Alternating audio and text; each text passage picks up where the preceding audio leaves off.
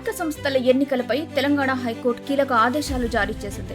స్థానిక సంస్థల ఎన్నికల్లో బీసీ రిజర్వేషన్లను 23% నుంచి 42% పెంచుతూ రాష్ట్ర ప్రభుత్వం సెప్టెంబర్ 26న జారీ చేసిన జీవో నంబర్ 9పై హైకోర్టు స్టే విధించింది.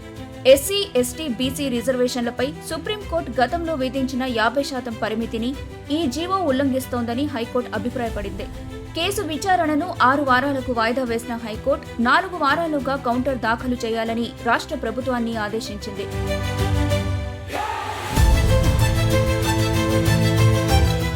సెప్టెంబర్ 29న రాష్ట్ర ప్రభుత్వం తెలంగాణలో 5 దశల్లో స్థానిక సంస్థల ఎన్నికల నిర్వహణకు నోటిఫికేషన్ను విడుదల చేసింది.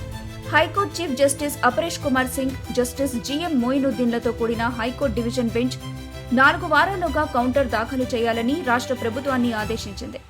మరో 2 వారాల పాటు పిటిషనర్లు రిప్లై ఇచ్చేందుకు గడువుని ఇస్తున్నట్టు హైకోర్టు ప్రకటించింది. హైకోర్టు తాజా ఉత్తర్వులతో రాష్ట్రంలో స్థానిక సంస్థల ఎన్నికల ప్రక్రియకు తాత్కాలికంగా ఫుల్ స్టాప్ పడ్డట్టయింది. హైకోర్టు తుది తీర్పు అనంతరమే ఎన్నికలపై స్పష్టత రానుంది.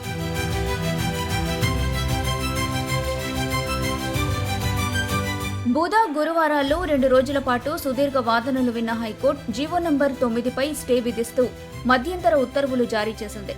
ప్రభుత్వం తరపున అడ్వకేట్ జనరల్ సుదర్శన్ రెడ్డి వాదించారు.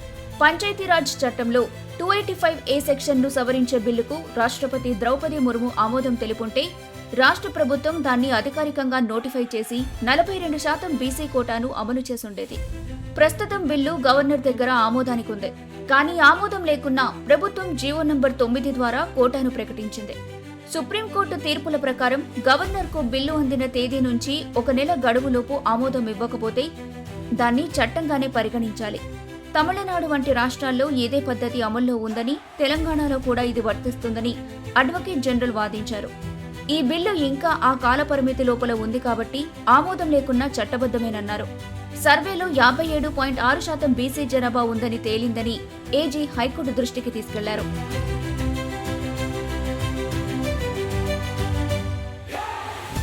ఇక బీసీ కులగణనకు అసెంబ్లీ ఏకగ్రీవ తీర్మానం చేసిందని, స్వతంత్రం వచ్చిన తర్వాత తెలంగాణలోనే తొలిసారి సమగ్ర కులగణన సర్వే జరిగిందని అడ్వకేట్ జనరల్ అన్నారు.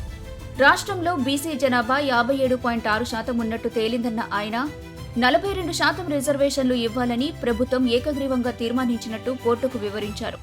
బీసీల్లో రాజకీయ వెనుకబాటుతనాన్ని గుర్తించిన ప్రభుత్వం అసెంబ్లీలో తీర్మానం చేసిందని కోర్టుకు తెలిపారు. బీసీ జనగణన శాస్త్రీయంగా నిర్వహించినట్టు వివరించారు. బీసీల సంఖ్యపై పిటిషన్లకు అభ్యంతరం లేనప్పుడు వారికి రిపోర్ట్ ఇవ్వాల్సిన అవసరం లేదని ఏజీ వాదించారు. గవర్నర్ గడువు ముగిసిన తర్వాత బిల్లు చట్టంగా మారితే ప్రత్యేకంగా నోటిఫై చేయాల్సిన అవసరం కూడా లేదన్నారు. ప్రభుత్వం ఇప్పటికే బీసీ కమిషన్ సిఫార్సులు, కులగణన డేటాలోని 56.36% బీసీలు ఆధారంగా జీవోనిచ్చింది. ఇది ట్రిపుల్ టెస్ట్ అయిన సైంటిఫిక్ డేటా, కమిషన్ సిఫార్సు, పబ్లిక్ కన్సల్టేషన్ను పాటించినట్టు ఏజీ స్పష్టం చేశారు.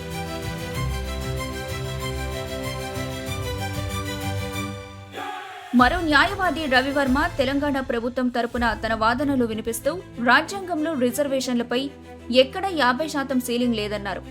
ఎస్సీ, ఎస్టీ, బీసీలు కలిపి 85% జనాభా ఉన్నారని, 85% జనాభాకు 42%తో కలిపి 67% మాత్రమే రిజర్వేషన్లు ఇస్తున్నామని వివరించారు. అగ్రకులాలున్నది కేవలం 15% మాత్రమే.